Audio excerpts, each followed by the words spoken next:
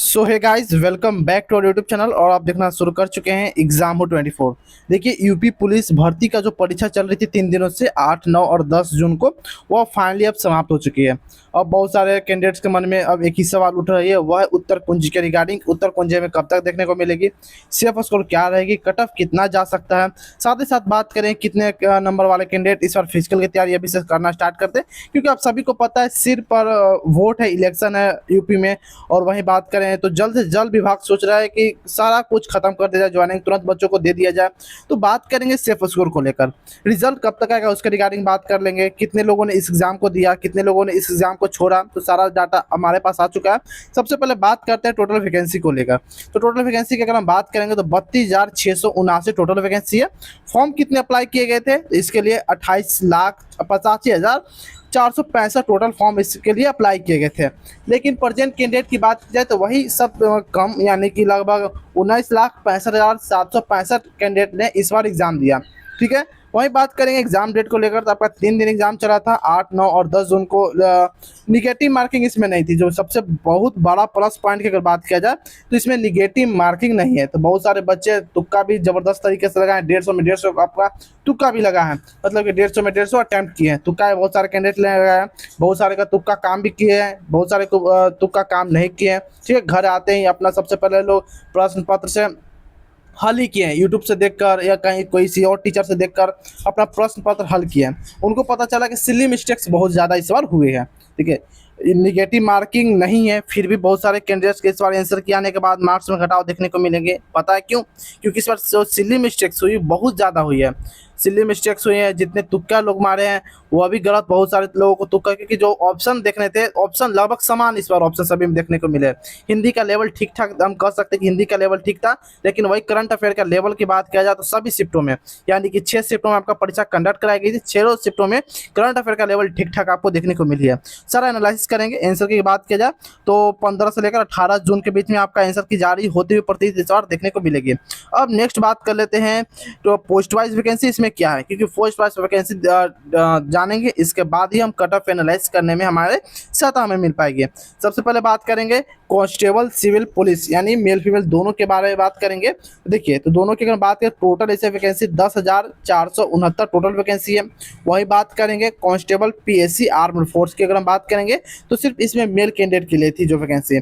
इसकी अगर रिगार्डिंग बात करेंगे तो 15,131 टोटल वैकेंसी निकाली गई थी। कांस्टेबल पीएससी स्पेशल फोर्स की बात की जाए जो सिर्फ मेल कैंडिडेट के लिए थी, इसमें 1,341 टोटल वैकेंसी निकाली गई है। वहीं बात किया जाए कांस्टेबल बटालियन फीमेल कैंडिडेट के लिए, जो फीमेल सिर्फ इसमें है, उसके लिए 2282 टोटल वैकेंसी निकाली गई है। और constable mounted police horse rider, जो आप हमेशा देखे होंगे कभी परेड वगैरह में, जो हमेशा हॉर्स पर यानी घोड़े पर बैठे हुए रहते हैं, उसे बोलते हैं constable mounted police horse rider, जो मेल कैंडिडेट के लिए सिर्फ इसमें 71 पोस्ट निकाली गई है। जेल वार्डन की बात किया जाए तो मेल कैंडिडेट के लिए बात की तो 3279 टोटल वैकेंसी निकाली गई है, और जेल वार्डन फीमेल के लिए बात की तो 106 टोटल वैकेंसी निकाली गई है। आई होप यह वैकेंसी का मसला आप सभी को समझ में आ चुका होगा, किस प्रकार से वैकेंसी निकाली गई है, किस कैटेगरी वैकेंसी, यहाँ पर आप डाटा शो ये भी कर रहा हो किस कैटेगरी में कितना वैकेंसी है। टोटल आपको कैटेगरी वाइज वैकेंसी आपको दिख रहे होंगे। चलिए अब नेक्स्ट बात कर लेते हैं एग्जाम हाईलाइट और पॉइंट के बारे में कुछ डिटेल हम जान लेते हैं। जैसे कि परीक्षा जो हुआ था आपका ऑफलाइन बेस्ड हुआ था, यानी कि ओमार सीट पर आपका परीक्षा कंडक्ट कराई गई थी। कुल प्रश्नों की संख्या की बात की जाए 150 प्रश्नों का आपका प्रश्न पत्र देखने को मिला था। और वहीं बात की जाए कुल अंक तो 300 अंकों की आपका एग्जाम कंडक्ट कराई गई थी। मार्किंग स्कीम की अगर बात की जाए तो आपको एक क्वेश्चन के लिए 2 मार्क्स निर्धारित की गई थी। इस बार निगेटिव मार्किंग नहीं है, वही इस निगेटिव मार्किंग नहीं होते हुए बहुत सारे लोगों ने इस बार गलती जम कर की है। तो गलती ज़्यादा हुई है तो कट ऑफ कम रहेगी, क्योंकि जो गलती ज़्यादा होती है कट ऑफ कम एक दूसरे के उल्टे होते हैं। परीक्षा अवधि की बात की जाए तो 2 घंटे का आपका समय मिला था। साथ ही साथ बहुत से लोगों ने तुक्का लगाकर गलत किया, बहुत सारे लोगों ने सिली मिस्टेक्स किए जो आते हैं लेकिन ऑप्शन रखने में गलत हो चुके हैं। तो बहुत सारे लोग अभ्यर्थियों को अलग अलग अपना अपना प्रॉब्लम है, तो सभी को देख कर ये कट ऑफ एनालाइज किया जाएगा। आगे बात किया जाए शिफ्ट वाइज डिफिकल्टी लेवल के बारे में बात कर लेते हैं कि शिफ्ट वाइज डिफिकल्टी लेवल आपको क्या इस बार देखने को मिली है। सबसे पहले बात किया जाए 8 जून को लेकर, तो 8 जून का आपका जो शिफ्ट हुआ moderate, second shift easy to moderate आपको देखने को मिली है। वहीं बात किया जाए 9 जून के रिगार्डिंग, तो 9 जून को आपका जो शिफ्ट हुई थी, पहली शिफ्ट आपका मॉडरेट टू हार्ड और सेकंड शिफ्ट आपका मॉडरेट कंडक्ट कराई गई थी। बात करेंगे 10 जून के पहले शिफ्ट को लेकर, तो पहले शिफ्ट का हार्ड और दूसरे शिफ्ट आपका इजी टू मॉडरेट देखने को मिली है। चलिए ये जो आपका डाटा है ये आंसर के आने के बाद कुछ और भी देखने को मिल सकती है, ऐसा मैं क्यों बोल रहा हूँ, क्योंकि बहुत सारे आप सभी लोग अभी देख रहे होंगे, जैसे सेंटर से निकले होंगे तो एक दूसरे से आप बात किए होंगे, अपने दोस्त अपने सखी सहेली से बात किए होंगे, तो उसमें भैया पता चलता है मेरा तो 150 में 130 क्वेश्चन सही है, मैंने 120 क्वेश्चन सही किया, मैंने 125 क्वेश्चन सही किया। आप एक दूसरे के मुंह से जरूर सुनते हुए, तो आप सभी को लगता होगा कि वाह उसका इतना क्वेश्चन सही है, मेरा इतना क्वेश्चन सही है, कट ऑफ इतना कम क्यों बताया जा रहा है। तो सारा कुछ जानकारी आपको देंगे, क्योंकि आप सभी को मालूम है आंसर की आने के बाद सभी के अंकों में कुछ न घुस घटाव देखने को मिलते हैं, चाहे वो 5 नंबर का है क्यों ना हो, 10 नंबर का है क्यों ना हो। बहुत सारे लोगों को तो 20-20 नंबर घट जाते हैं, क्योंकि उनको पता ही नहीं रहता है कि जो मैं तुक्का लगाया हूँ, जो या मैं तुक्का लगाई हूँ वह गलत हो चुका है। इसी कारण बहुत सारे कैंडिडेट के मार्क्स में इस पर घटाव देखने को मिलेंगे और हमेशा मिलते रहते हैं। किसी भी एग्जाम की बात किया जाए, चाहे वो रेलवे का हो, एसएससी हो या किसी भी स्टेट लेवल का एग्जाम हो, जिसमें जो आंसर क्या आते हैं उसमें मार्क्स में घटाव देखने को मिलते हैं। बात करते हैं एग्जाम पैटर्न को लेकर। देखिए वही बात किया जाए, सामान्य ज्ञान easy to moderate to hard आपको देखने को मिला, करंट अफेयर का लेवल आपका हार्ड देखने को मिला, इजी जो सामान्य हिंदी की बात किया जाए, जनरल हिंदी, ये आपका इजी देखने को मिला। बहुत सारे लोगों फुल अटेम्प्ट किए हैं, जो सही भी है। वहीं बात करेंगे गणित को लेकर, मैथ आपका मॉडरेट लेवल का कहलाई जा रही है। इसमें कुछ कैलकुलेशन ऐसे थी जो बच्चों को टाइम मतलब कि ज़्यादा लेंदी टाइप का पूछा गया था, उसमें टाइम टेकन सवाल पूछे गए थे। मैथ के रिगार्डिंग बात किया जाए, रीजनिंग के भी 2-3 प्रश्न ऐसे थे जो काफ़ी टाइम टेकन थे, उसमें बच्चों को हल करने में काफ़ी कठिनाइयाँ आई। लेकिन रीजनिंग की बात करते हैं, ये भी आपका इजी टू मॉडरेट। लेकिन जो बात किया जाए मैथ को लेकर, तो मैथ आपका मॉडरेट रहा है, न ज़्यादा इजी न ज़्यादा टफ रहा है। आई होप जितना भी आपको समझाया सारा कुछ समझ में आ चुका होगा। ओवरऑल बात किया जाए एग्जाम लेवल को लेकर, तो एग्जाम लेवल आपका मॉडरेट आपका लेवल में कंडक्ट कराई गई है। आई होप मैंने अभी तक जितना भी डाटा समझाया सारा कुछ समझ में आ चुका होगा। आगे बात करते हैं यूपी पुलिस कांस्टेबल शारीरिक परीक्षण, यानी कि जो आपके इसके बाद जो चरण होगी वो आपकी फिजिकल की होने वाली है।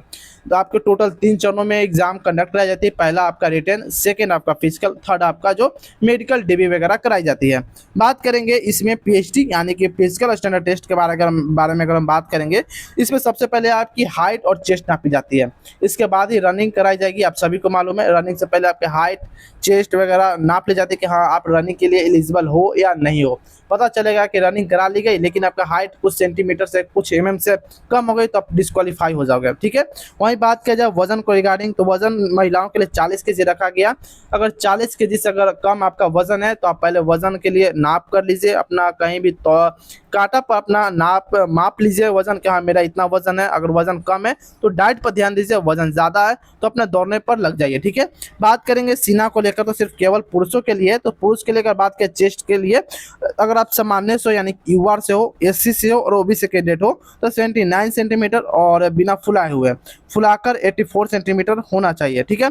वहीं बात की जाए ऊंचाई को लेकर यानी कि हाइट को लेकर बात करेंगे, अगर आप मेल कैंडिडेट हो तो 168 सेंटीमीटर और फीमेल कैंडिडेट हो तो 152 सेंटीमीटर का आपका हाइट होना आवश्यक है। एसटी के लिए अलग से है, पुरुष के लिए 160 सेंटीमीटर और महिला के लिए 147 सेंटीमीटर, यानी कि एसटी के लिए हाइट में भी आपको छूट देखने को मिलेगी, ठीक है। आई होप मैंने जितना भी आपको डाटा समझाया सारा कुछ समझ में आ चुका होगा। अब बात करते हैं मिनिमम क्वालिफाइंग मार्क्स आपका क्या है। तो उससे पहले मैं बता दूं रनिंग को लेकर, रनिंग 4.8 किलोमीटर 25 मिनट में, यानी कि 4.8 किलोमीटर करने का मतलब लगभग आप 5 किलोमीटर का आप समझ सकते हैं 25 मिनट में कंप्लीट करनी है। और वहीं 2.5 किलोमीटर का लगभग रनिंग आपको 14 मिनट में कंप्लीट करनी होगी। अगर एक्यूरेट बात किया जाए 2.4 किलोमीटर का आपका रनिंग है जो 14 मिनट में आपको कंप्लीट करनी होगी। अब बात करते हैं मिनिमम क्वालिफाइंग मार्क्स आपका क्या होना चाहिए। इसमें सामान्य यानी कि जनरल, ओबीसी, ईडब्ल्यूएस वर्ग से अगर है तो लिखित परीक्षा में कम से कम 40% अंक लाना अनिवार्य है, यानी कि 300 में से न्यूनतम 120 अंक होना ही चाहिए, ठीक है। वहीं बात करेंगे एससी कैंडिडेट के लिए और एसटी कैंडिडेट के लिए, अगर लिखित परीक्षा में 35% अंक लाना अनिवार्य है, यानी कि 300 की बात की जाए तो 300 में से कम 105 अंक आपका लाना अनिवार्य हो जाता है। अगर इससे कम है यानी कि 30% से 35% से या 105 अंक से अगर आपका नंबर कम बनना है तो आप डिस्क्वालीफाई हो और आगे की प्रक्रिया के लिए आप एलिजिबल नहीं कहलाओगे। वहीं बात किया जाए यूआर ओबीसी ईडब्ल्यूएस के लिए, अगर आपके 300 में से 120 मार्क्स से अगर आपका स्कोर नीचे है तो आप आगे की परीक्षा के लिए, आगे की कोई भी प्रक्रिया के लिए आप एलिजिबल नहीं कहलाओगे, आप अगले अगले के लिए कोई भी पात्र नहीं कहलाओगे। आई होप ये भी आपको समझ में आ चुका होगा। अब बात करते हैं नेक्स्ट कट ऑफ के रिगार्डिंग। कट ऑफ की बात किया तो सबसे पहले मेल कैंडिडेट की अगर बात करते हैं, मेल कैंडिडेट का कट ऑफ क्या रहेगी। अगर आप यूआर से हो तो 115 से 17 क्वेश्चन सही है तो आप यहाँ पर सेफ हो। ओबीसी के लिए 112 से 15 क्वेश्चन, ईडब्ल्यूएस के लिए 106 से 9 क्वेश्चन, एससी के लिए 103 से 5 क्वेश्चन और एसटी के लिए 100 से 102 क्वेश्चन तक आपका सही है तो आप सेफ यहाँ पर कहलाओगे। वहीं फीमेल कैंडिडेट की अगर बात करेंगे तो फीमेल कैंडिडेट के लिए यूआर के लिए 110 से 112, ओबीसी के लिए 106 से 8 क्वेश्चन तक सही है तो आप सेफ हो। ईडब्ल्यूएस की बात किया जाए तो 104 से 106 क्वेश्चन, ये एससी के लिए 100 से 103 क्वेश्चन और एसटी के लिए 98 से 100 क्वेश्चन करीब में अगर क्वेश्चन सही है तो आप सेफ हो। देखिए मैं जितना आपको बताया इसमें +-2 का आपको अंतर देखने को मिलेगी। +-2 हो सकता है, अगर 2 कम भी है या 2 ज़्यादा भी है तो आप रनिंग स्टार्ट कर सकते हो दोस्तों। अगर आपकी मर्जी और रनिंग आप स्टार्ट करनी है तो करिए, नहीं तो आपकी मर्जी है। क्योंकि अगर आपको अगर लग रहा है कि आंसर की आने के बाद या रिजल्ट आने के बाद मैं अपना फिजिकल स्टार्ट करूंगा या करूंगी तो अपने आप को दिक्कत कर रहे हैं, अपने आप को फ्यूचर सेफ नहीं कर रहे हो। क्योंकि आप सभी को पता है इस वक्त इलेक्शन है और कट ऑफ कम रहने की उम्मीद जताई जा रही है। वहीं बात करेंगे तो इसमें पदों के लेकर वृद्धि के बारे में भी बात उठ रही है, चर्चा उठ रही है। कुछ टीचर इस पर आवाज़ उठा रहे हैं कि इसमें 10,000 और पद इंक्रीज किया जाए। बाकी अपना ओपिनियन कमेंट में जरूर बताएगा कि हाँ पद सही में बढ़नी चाहिए या नहीं बढ़नी चाहिए। बढ़नी चाहिए तो आपके अनुसार और कितनी पदों में वृद्धि होनी चाहिए, ताकि लगभग जितने भी कैंडिडेट तैयारी कर रहे हैं, जितने भी कैंडिडेट इसके लिए असली में हकदार हैं, उनको जॉब लग जाए। बाकी अपना ओपिनियन कमेंट में शेयर करना मत भूलिएगा। साथ ही साथ अपना स्कोर, आप किस कैटेगरी से बिलोंग करते हैं, मेल और फीमेल, ये लिखना मत भूलिएगा। इससे हमारी और भी डाटा मजबूत हो जाती है और नेक्स्ट वीडियो में और भी अच्छे से हम कट ऑफ एनालिसिस कर पाएंगे। तो फिर मिलते हैं कोई और इन्फॉर्मेटिव वीडियो में, तब तक के लिए जय हिंद जय भारत दोस्तों।